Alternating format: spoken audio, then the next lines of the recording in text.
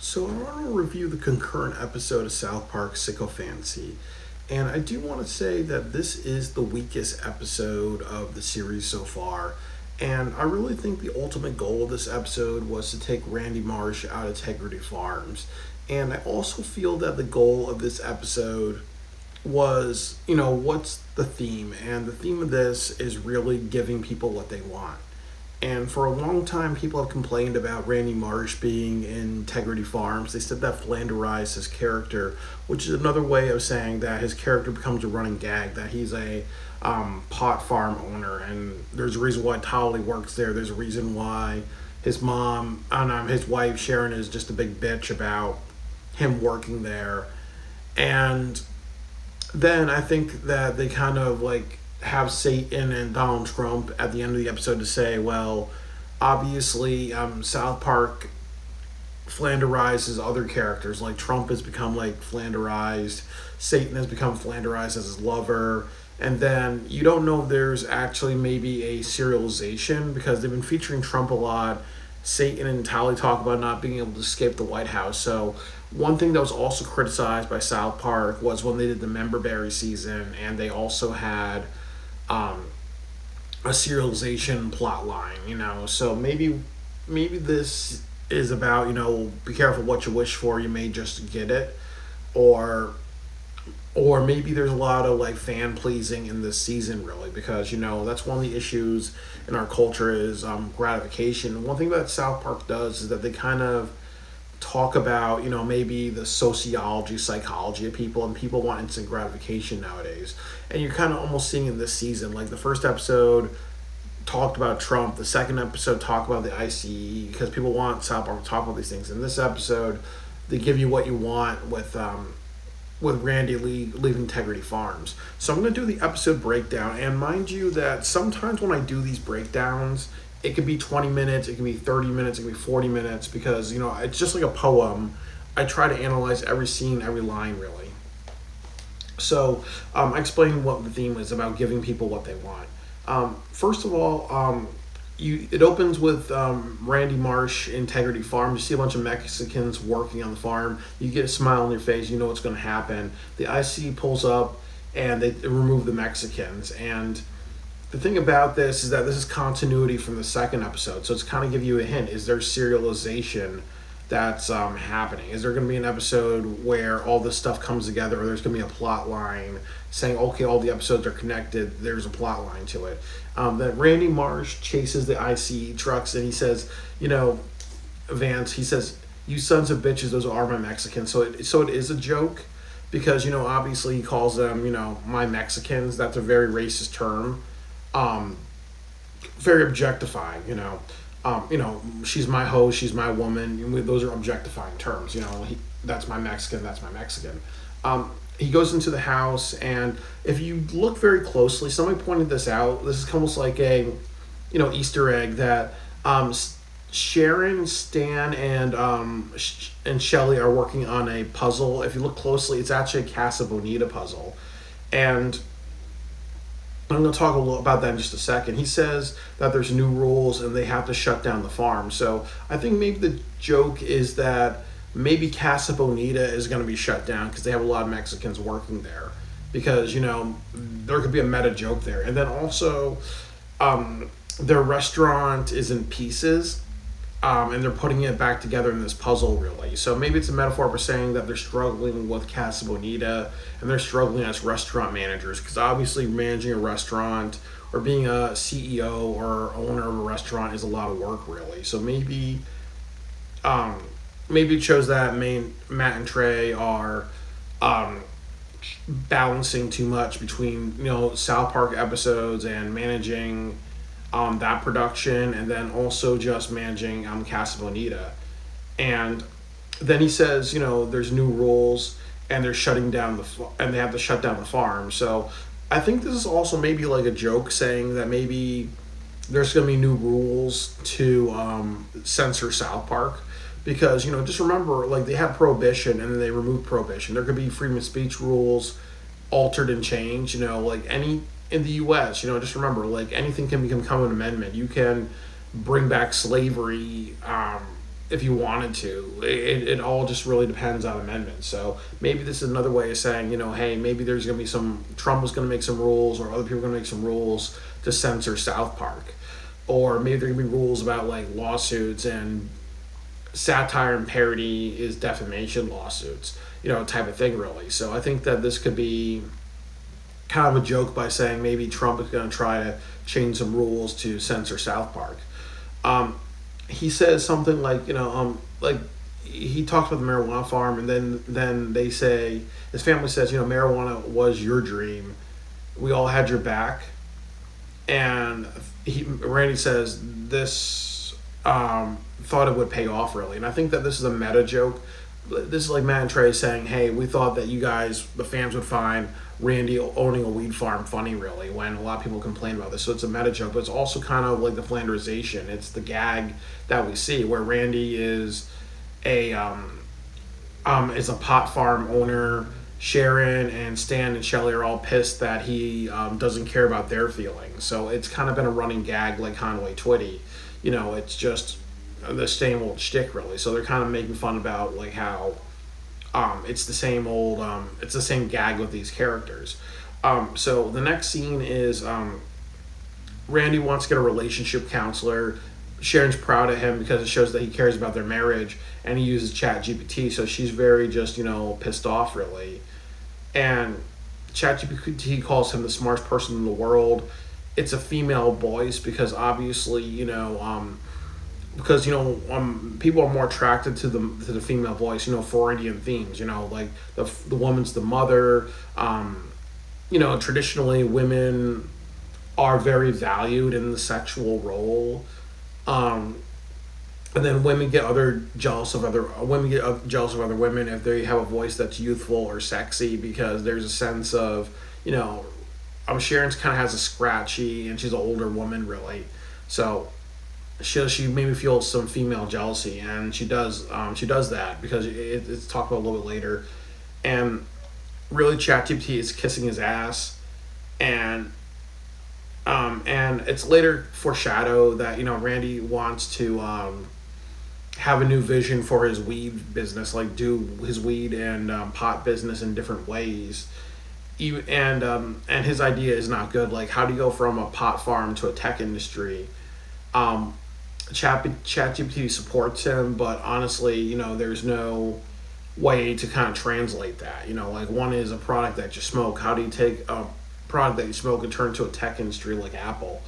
The other part of this is that there are a lot of businesses like farms and whatever that hire illegal immigrants. I worked at Bishop's Orchards.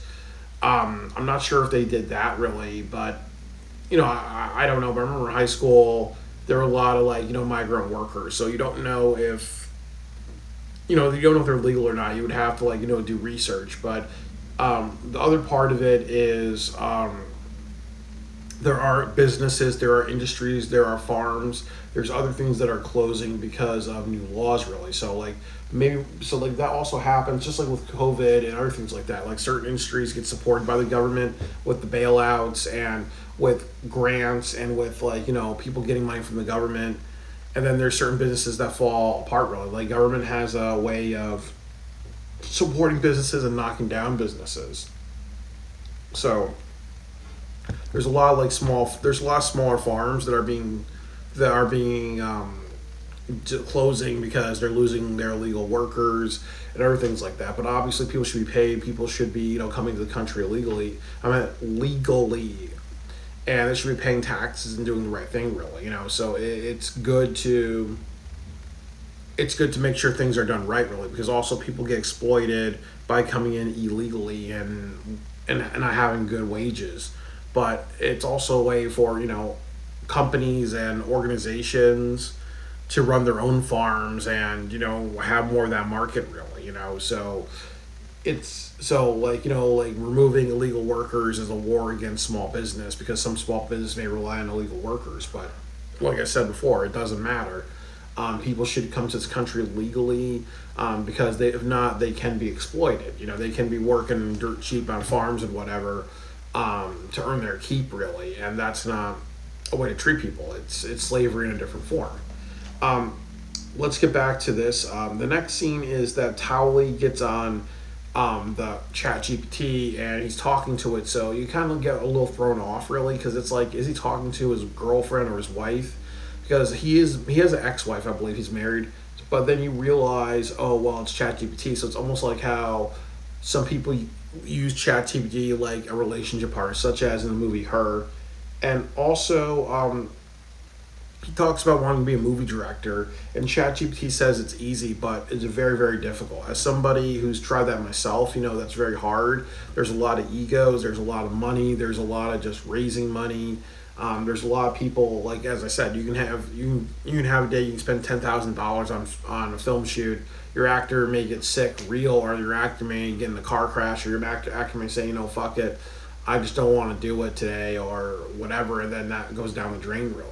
So ChatGPT is saying like everything is easy when there are things like filmmaking that are very, very hard. And I also think later on when Sharon talks about a food idea and trying to open her restaurant, like salad, French fries, maybe that's kind of like a hint, really, that maybe Matt and Trey used ChatGPT for the Casa Bonita idea, really. Like because he mentioned here, Tally mentioned something about filmmaking. South Park produces South Park. South Park, the salad and the French fry thing. That's you have Casa Bonita, which is a restaurant. Um, and then also Casa Bonita, I believe if I'm correct, they had hundreds of thousands of people that wanted to actually visit the restaurant. So you also have to think about, like they talk about All Elite Wrestling. I'm into professional wrestling. There's something called new car smell, and that just means that something's new. It gets a lot of raves, really, and then over time you lose your new car smell, which means that now people treat it as a regular thing, really. So when that happens, you're not as popular. Um, you're not as popular or as over, really. And I think that maybe Matt and Trey are struggling with Casa Bonita, really, and Mexican restaurants, and it's very overpriced at Casa Bonita. I went there like last year.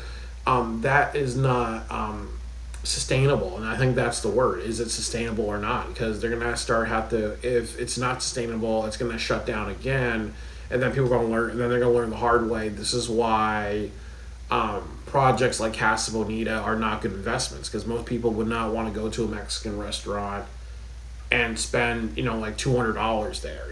It's if you're a fan of South Park, that helps, really, but it's also kind of like why do people go back to this restaurant when it's is there any going back power or returning customer power when it's so pricey? Like, I would never go back to Casa Bonita. If I lived in Denver, I may go there like once a year, or maybe I'll be like one and done, really, because of how expensive it is. Um, so I think that sustainability is something to talk about, and just how difficult things are, really. And ChatGPT says no, it's easy, but it's not like, but things are difficult, like filmmaking and restaurant businesses and other stuff like that. So it's not good, because people need to understand how hard things are. And it reminds me of the episode of King of the Hill where Bobby is told by his coach over and over that he's going to be a great baseball player, and then Hank actually removes Bobby from it and says, no, you're not going to be, not to hurt his feelings, but just to be like, it's clear that you're not good at it, and it's going to do more hurt than help to keep you in that. Sharon, oh, okay, so I got another page. I'm sorry, guys. My page are together. What happens is that Randy uses ketamine, which is a horse tranquilizer, and because he said like that helps tech people be very focused, and it reminds me of the Nazis, because there's stories that Nazis used cocaine and other drug mixes when they were like in World War II to make them kind of like move quicker, do blitzkriegs and other things like that. So it also talks about a little bit about how like people do things in the tech industry or in other industries to kind of like deal with the workload, because AI is always changing. There's always people making apps. There's always people making that app that's going to make them $1 million. they mentioned, he does a commercial that's kind of like a spoof of the Apple commercials, like marijuana farm into a tech industry expanding our minds by microdosing ketamine. Does a commercial, but doesn't explain specifically directly how you turn a farm into a tech company. Goes on a drug trip and can't continue commercial. So Randy Marsh does a commercial. Like, these are my notes. Randy Marsh does a commercial, and he talks about turning Integrity Farms to a tech industry, but he doesn't explain specifically how they do that, and what service are they providing really. Is it like, Bitcoin, or I forgot what that term is. I think it's not called a Bitcoin. I mean, there are Bitcoins, but there's also like I think they're called nodes or something like that you buy really, and you kind of sell really, like it's like these little like digital items or something like that. I can't remember the name of it, but that was probably popular a couple of years ago. But yeah, they're not exactly explaining his plan. When Tolly had that idea of delivering weed like Uber Eats and other things like that, obviously that was a clear thing. That was very like specific, and what Randy's doing is not specific. So this is almost why one of the things they talk about is, when you are running a business, you have to sit at a table and brainstorm ideas and keep doing that over and over. If you use ChatGPT or other things like that, sometimes it's going to encourage you to have whatever idea, but it's not going to give you the right plan or the right type of telling customers what you're doing. The next thing is that he uses ChatGPT in bed to come up with business ideas, and it's really just about how it inconveniences relationships, because sometimes people will be on their phone a lot, or they'll be like, okay, well, I'm going to do it nonstop, 24/7 really, and then what happens is that Sharon just gets mad and says, it kisses your ass. It's a sycophant machine. And for those who don't know, and I had to research, a sycophant is basically a flatterer or a yes person. So, it's just like, like people talk about AEW. I'm a fan of All Elite Wrestling, but sycophant is like what people say the stereotypical AEW fan is. They say everything's great, everything's perfect, or like Simon Miller, like he gives them perfect, and when he does his ups and downs, he gives them ups. Sometimes he's giving them perfect ups really, or for a while he did something like, if there was 20 things with the show, one of them is going to be a down, but 19 are going to be up really. Or sometimes he's done perfect shows. So that's an example of a sycophant, because he's really just about overly praising and ignoring the problems. And I remember Simon Miller saying something that made me want to punch him in the face, which was, he said that I don't care if AEW has 2 people watching or 1,000 people watching. I like what I like. That's not what people should be hearing. People need to hear constructive criticism. People need to hear that their ideas are good or bad really, because that helps people grow. Or in the Attitude Era, Vince McMahon had ideas, but he had Jim Cornette, he had Paul Heyman, he had Dusty Rhodes, he had a lot of other people backstage saying, hey, Vince, this idea is great, or this idea is bullshit, and we got to work on it. You always need that person to work with that's going to be supportive. And supportive means telling you when you have good ideas and let's make it better, or let's keep the really good idea, or this idea sucks, but let's make it better, or this idea sucks so much, let's not touch it with a 10-foot pole. So that's why these AI things are not that good, because the problem is sometimes it will just push an idea that's not. It will just push your ideas, and sometimes ideas like a weed farm becoming a tech company is absurd, and is absurd really, and it's not going to tell Randy that it's absurd. So they cut to the White House, and Trump receives gifts from politicians, business people, and he also gets a airplane from Qatar. So this is also kind of like a thing to try to talk about, like Trump, about like how with a lot of businesses, it's usually people who can bribe him or provide him gifts really. And then also, like I mentioned a little bit later in my notes, that it's almost like he's like a little kid receiving birthday gifts. Another great example is that episode of South Park with Damien. Like, that's one of the earlier episodes where Cartman tells the South Park kids to give him all the Mega Man toy so he can make the ultimate Mega Man. But Kyle decides to be a Jew. I'm speaking as if I'm Cartman right here, but Kyle decides to be a Jew and give him an ant set of pants, and that ruins the party really. So Trump's almost in that same role of doing what Cartman did, where he's expecting gifts, and if you give him a gift, you get certain favors, and that's just how it goes really. Prevo quo. And then Satan talks to ChatGPT because he wants to get out of his relationship with Donald Trump, really. So it's also what happens too with ChatGPT. You're learning. It doesn't teach. It's not helping people with their relationships. If it's always preventing. It's always coming in the way of people thinking for themselves and developing those social skills. The other part of it is. That what happens is that Randy decides to get a Mexican from it gets a Mexican from a detention center, and he also says in order to do business nowadays you need a Mexican, you need ChatGPT and some good ideas really. So this is also kind of he's not willing to put in all the work that he needs to do really. When you see Butters run Dick and Balls, that's a great example of how businesses are run really. It's a lot of people working that 80-hour weeks. They say good managers work 80 hours a week. Business people could work 80 hours a week. And Randy's not doing that. He's trying to shortcut by getting Mexicans. He's trying to shortcut by ChatGPT. He's trying to shortcut by breaking the rules and selling people out really. So I think what Matt and Trey are trying to say, that approach is never ever the one to help you guys, do better in life. They go to the ICE detention center. They use ChatGPT to manipulate the guards, and they use ChatGPT to shut down a generator so they can take one of the Mexicans.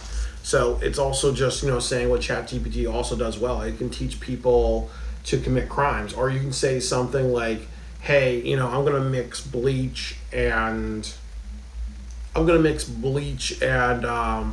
together. And they'll say, no, doing this will make this compound.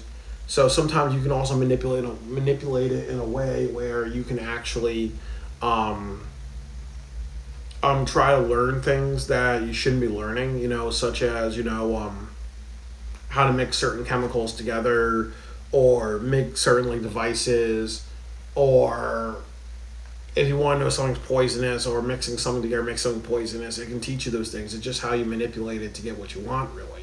So when Randy uses to shut down generators, the ChatGPT is not taking into context that he's committing, a bunch of felonies, So Sharon tells ChatGPT to stay away from Randy.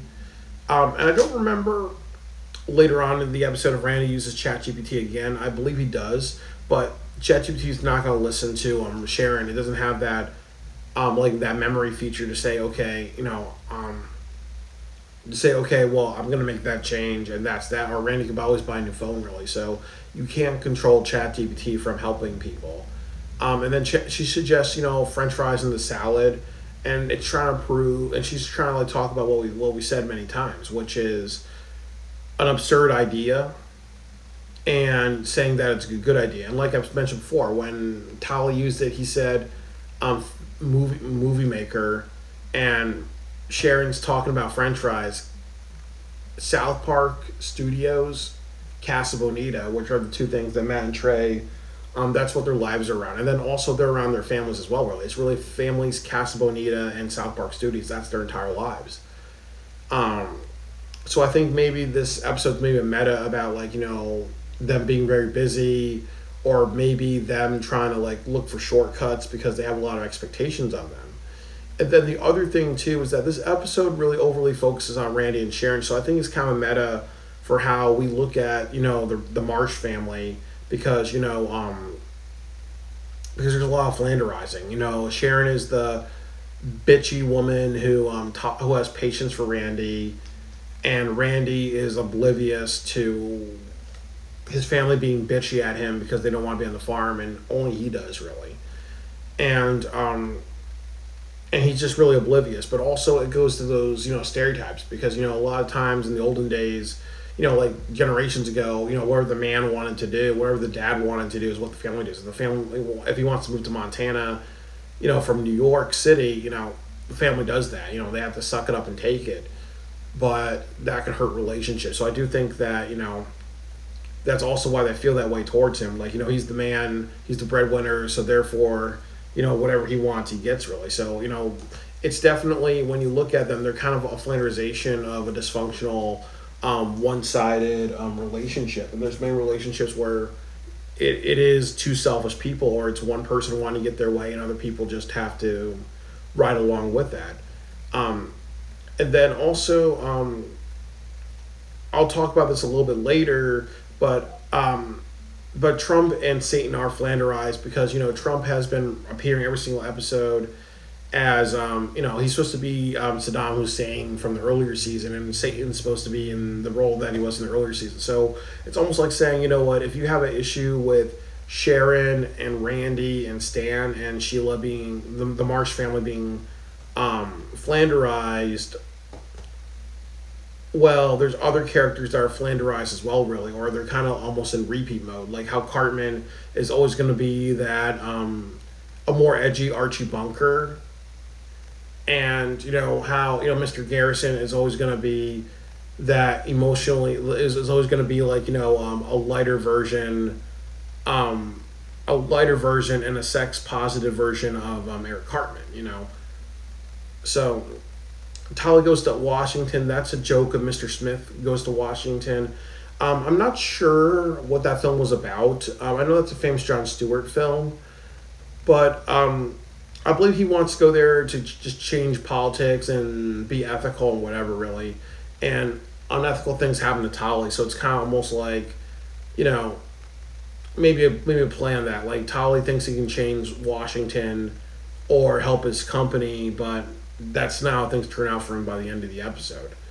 There are tanks everywhere, and there's a Nazi propaganda film called Triumph of the Will.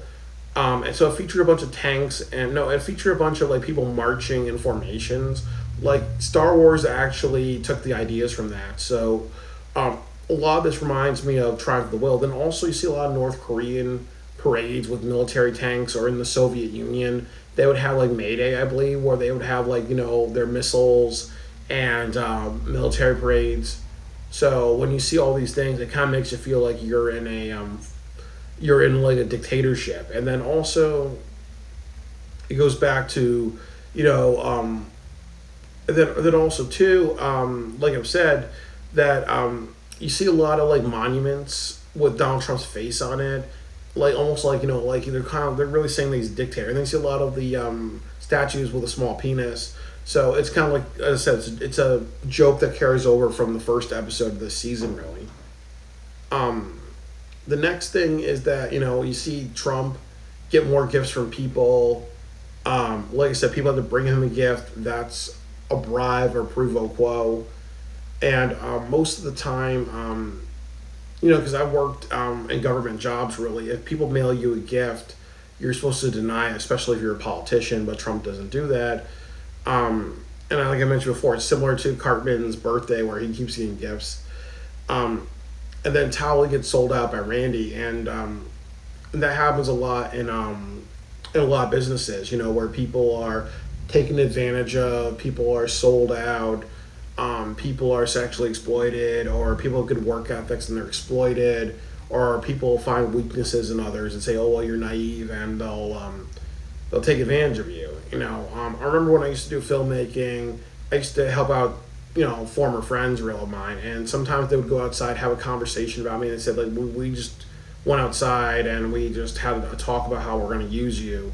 There's a lot of that happens, really. Or I have friends who worked in the film industry, and sometimes they're told if they sleep with certain women, who have power, like say producers or film event producers or filmmakers or other things like that, it's a way to get ahead, really. Like there's always and it really just shows, how far you're going to go or what you're going to give up, really. In the Illuminati, like Eyes Wide Shut, it kind of talks about that there's a lot of ways to get ahead by prostituting yourself or prostituting others, giving up of others, because there's it's just a way of people to feel powerful. That happens to Tali. So they cut back to Randy. Randy ODs on ketamine, and his eyeballs are really wide, and he's going through a trip. And Sharon's speaking exactly like ChatGPT does. So maybe what she's trying to do is she's trying to learn relationship skills from ChatGPT, but ultimately just parroting how ChatGPT talks. So she really does love and care about Randy, and she wants to make Randy happy or feel a sense of, or wants communication. That's what she wants. She wants communication. She wants to communicate with Randy. She doesn't want to tolerate Randy. Um, so and she also wants to get back to South Park. So I think in this ketamine addiction or ketamine drug trip, what she does is manipulate him into giving up Integrity Farms or support him giving it up, really, because that's what she wants, really. So they don't have the tech company; they just move back to South Park. So so in a way, really, like she's almost using ChatGPT to manipulate and play her husband into what she wants, which is to get out of Integrity Farms and give up the weed and the business side of it. And the other thing is that it's also a way for the fans to get what they want, because a lot of people have not liked Randy Marsh being Integrity Farms. It's the reason why, because again, he becomes Flanderized, because that's kind of been his gag, really. We don't see him becoming like that. Jack, he's almost like, as I said, he's a South Park version of Homer Simpson. He's like, he's emotionally mature. He doesn't think. He has anger issues. He has a very funny voice. Like I said, he's a South Park version of Homer Simpson. That's always been his character. But just to make him in one box, really, is not good. It's almost like they took Homer Simpson and they made him a YouTuber, doing stupid stuff all day. If they only had Homer Simpson in that box, really, then people would say, okay, then there's nothing more to him.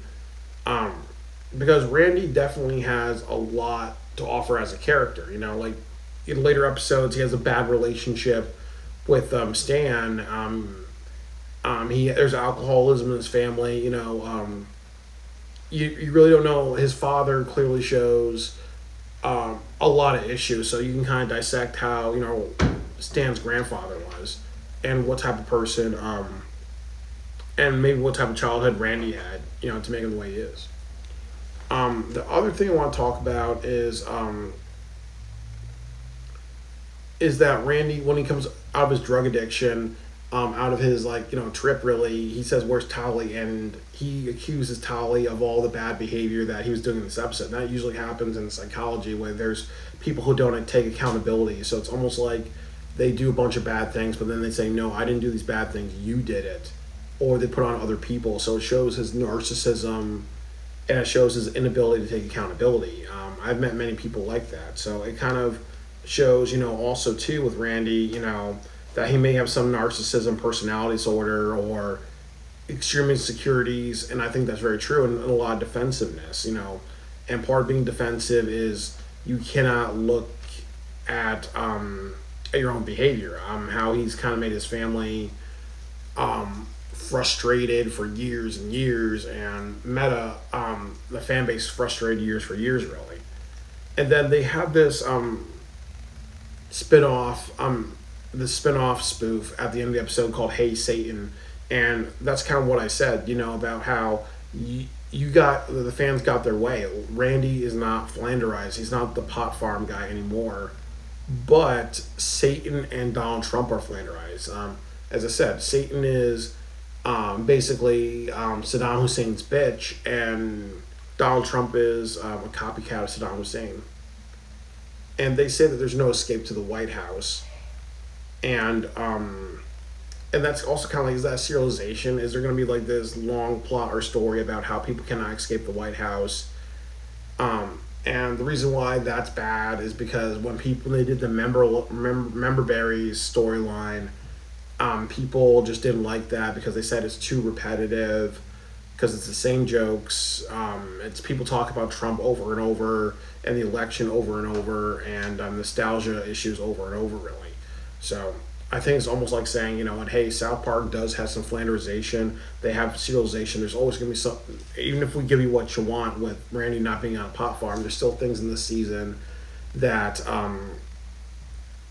that are things that people have criticized South Park about, which is flanderized characters, serialization, and and also South Park is very hypocritical. They say that Family Guy has issues with gags. They do gags in South Park. Like every episode has a gag. Mr. Mackey was talking about a nut last episode a bunch of times. There's a episode gag where you may see one episode with a repeated gag in it. So South Park does do gags. So when they call, but they don't do it like Family Guy where it's a character has a gag and that gag repeats over a series of over many episodes. Like the chicken fight, you don't see one episode with a chicken fight. You see all the episodes. Well, you see maybe over 10 with chicken fights, really. So there are things that people complain about with South Park, but ultimately when they give you what you want, they're still doing things that people are going to complain about either way, or they don't complain about as much, really. So it talks about hypocrisy. You get what you want, but you get what you want without getting what you want at the same time in some situations. And then the last thing I want to mention is Satan goes into the bathroom and sees Towley, and Towley becomes a semen towel. So, that's kind of like, the episode where Towley has a drug addiction and he's he prostitutes himself. That's the best way to say it, really. But it also goes back to what I've said about about government and power and how some people are prostituted, or they say, hey, do these sexual favors to get far, or somebody sells them into a form of sexual slavery to get a certain advantage, really. So it is what it is, really. Like sometimes you gotta play dirty to get ahead. There's stories about Shirley Temple, that she was molested in Hollywood, and that's what helped get her a career, really, because that was the way to do it back then. Or I think like the woman who played Judy Garland, who played Dorothy, she was like smacked, she was beaten, she was put on drugs, and there's some people who have like that sadism power type of thing, really, and that helped. How should I kind of say this? That helped her career, really, because they're like, okay, she's like a slave, really. We can smack, we can beat her, we can drug her, we can force her to work at 1 hour. We control every aspect of her life, really. So some people like the power trip, and that's kind of like Tolly's role. Like he's in that, he's really he's dominated by Trump. Like by just being this object of like a body fluid being like thrown all over him, type of thing, really. It's the same type of power by defiling somebody, so like people have power issues as well, really. So there's a lot to break down this episode. I know people don't like my videos being 40 minutes, but sometimes there's so much stuff in these episodes that you have to that takes that long. And then the other thing I want to mention is that wholeheartedly I need to work more on these videos, and I'm going to say this, that number one, I like that I did this on a Saturday, 2 days after the episode, because that's good. If it's like 5 or 6 days, that's not that good. I also think it's good that I'm not reviewing it after I watch it, because sometimes you need to hear what other people say, you need to think about it a little bit more.